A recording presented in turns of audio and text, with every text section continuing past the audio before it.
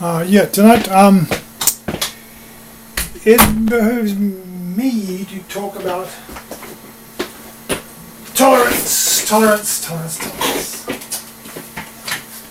Now, you hear a lot about tolerance in the media these days.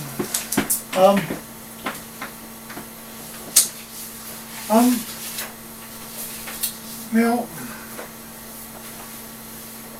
I would like to, have to present this opinion, present this observation. Tolerance has actually undergone a change of meaning. In the past 400 years since, say, the start of the Reformation, the word tolerance has undergone a shift in meaning. And I think what a lot of at least modern journalists think of tolerance is entirely different from what it used to be. Now, John Locke, the famous philosopher,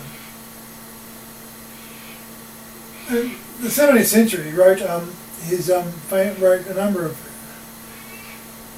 seminal works, and one of the most important being his famous Letters Concerning Toleration. And these were written at the height of the religious wars in Europe, Protestant versus Catholic. Now obviously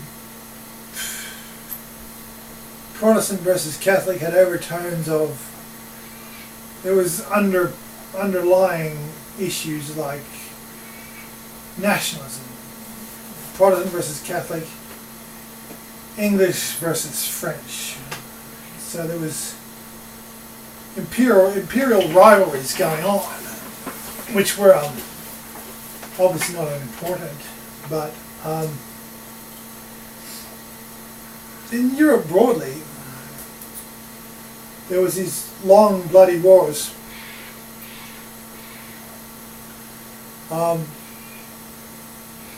between the Holy Roman Empire and northern European Protestant countries, like the famous war, the war between Sweden and the Holy Roman Empire, culminating in battles of Gustavus Adolphus and Breitenfeld and Lutzen. But anyway, John Locke's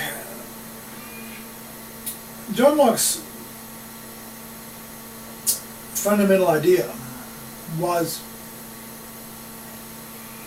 the separation of religion and state, in that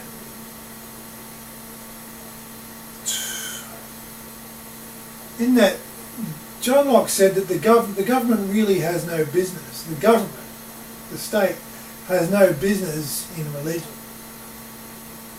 And it's quite a radical idea. And we're all sort of the beneficiaries of his insights. But the idea was the separation of religion and state, and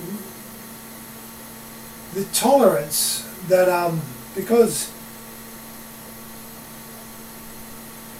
tolerance meant agreeing to disagree, and it's a very important thing. Because if we all have civil rights, if everyone in the country has civil rights of free speech and freedom of conscience in matters of religion, that means the government stays out of religion. And that means that things that are matters of opinion, and the state stays out of matters of opinion. Debate all matters of opinion. And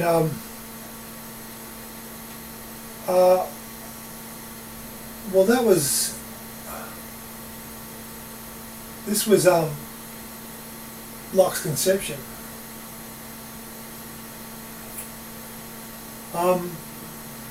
But it needs to be pointed out that there's an ongoing, in our modern culture, especially an accelerating movement to redefine tolerance as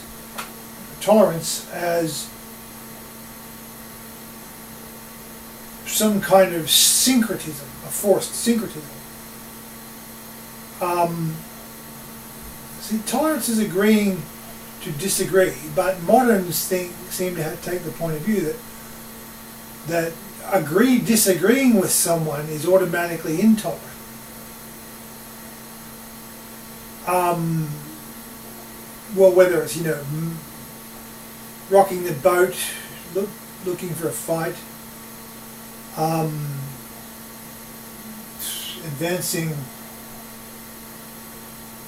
advancing kook ideas, accused of advancing kook ideas.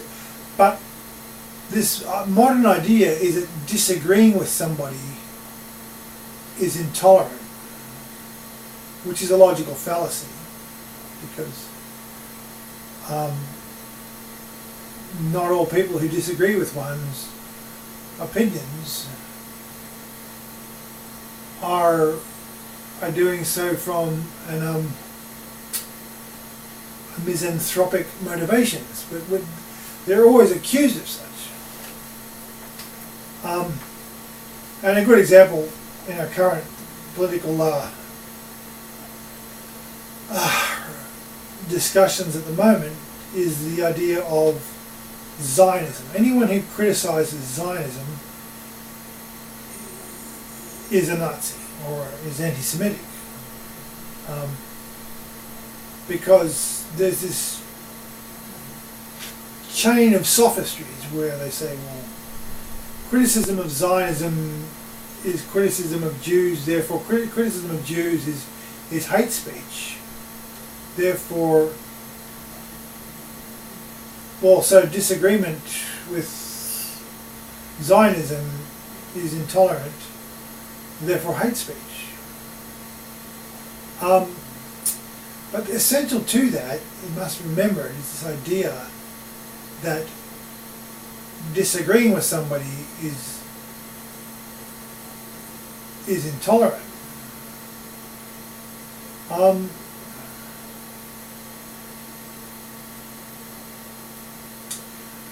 Now, we have this this is a this is like this fallacy, or this chain of sophistries is employed by quite a few groups these days. You have you have Zionists and you have the gay rights people. I mean, gay rights people saying that more than saying they have rights to their own private behavior, they say that they have rights to behave they will like to do in public. I was once at a meeting where there was this gay activists arguing for the right to have sex in public toilets. And now we've got this thing that's reared its ugly head is transgender rights. Now we have all these men trying to use women's toilets.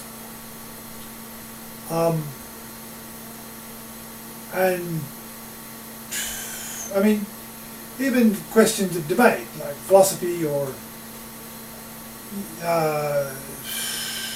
pseudosciences, Darwinism.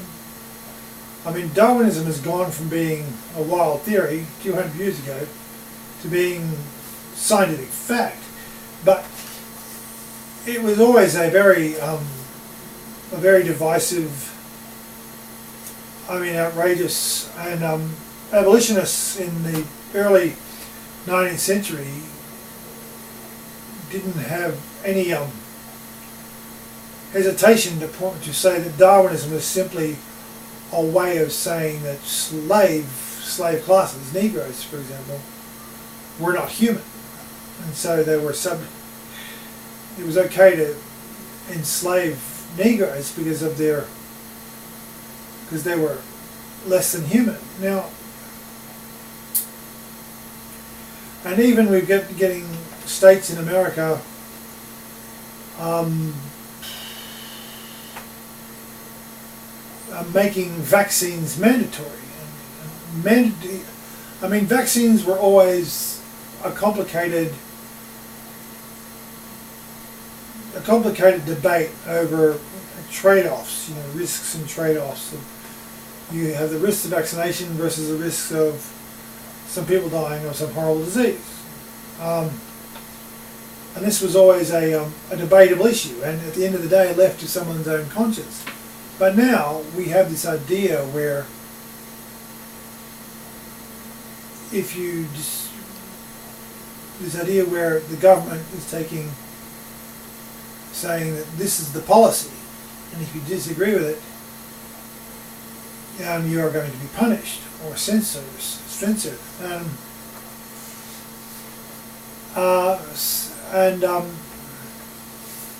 And the same with climate change. I mean, climate change has become the truth on very sketchy evidence, and now become government policy. So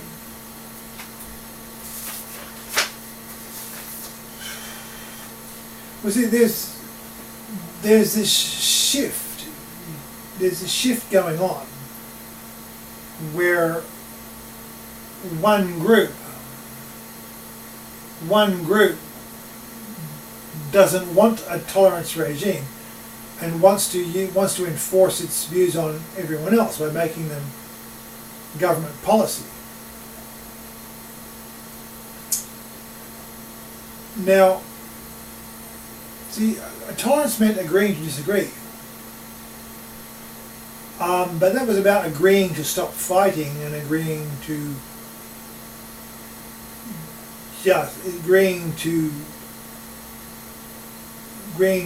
maybe talk about coexistence, peaceful coexistence. But a lot of people think that either modern tolerance is simply surrendering one's rights to one's own opinions and just simply going along with the powers that be. And now we see the governor of New York State issuing an executive order, which is not at all an instrument of a democratic government, but he is releasing executive orders saying to threatening groups that are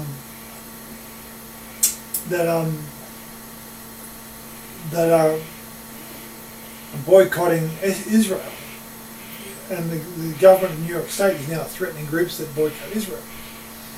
Now, you would have thought Zionism was ultimately a religious idea and a religious aspiration of a small subset of the population, but now it's become enforceable by law, which is supremely intolerant.